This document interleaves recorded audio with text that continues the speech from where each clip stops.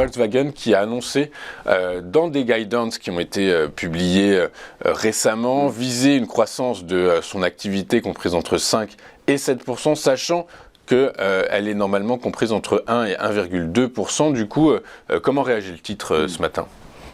Alors, ce matin, on n'a pas une forte réaction du titre puisque les marchés sont quand même en forte baisse. Le titre réussit, le titre est à moins 2% depuis donc suit le marché. Donc, il n'y a pas vraiment d'impact positif sur ces annonces.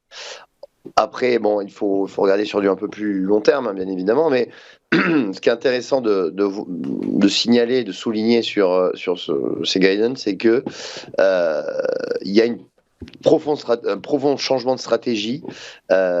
Auparavant, Volkswagen se concentrait surtout sur la croissance des coûts fixes et avait une stratégie de volume.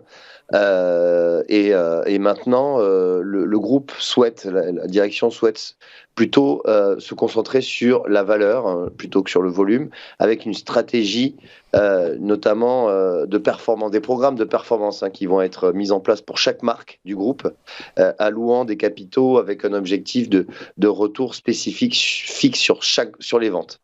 Voilà, donc le groupe maintenant va viser une croissance du chiffre d'affaires entre 5 à 7% d'ici 2027 et un rendement de 9 à 11% d'ici 2030. Donc on verra bien évidemment dans le temps si cela est atteint. Et quels sont les objectifs que vous avez calculés ?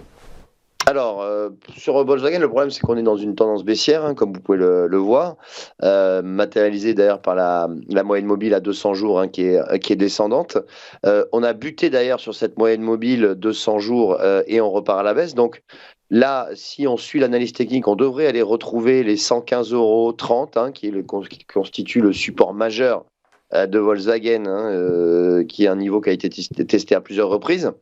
En revanche, si une dynamique positive se mettait en place, eh bien déjà, on pourrait aller chercher la première résistance qui se situe à 134 €. Ça pourrait être un objectif à court moyen terme sur Volkswagen.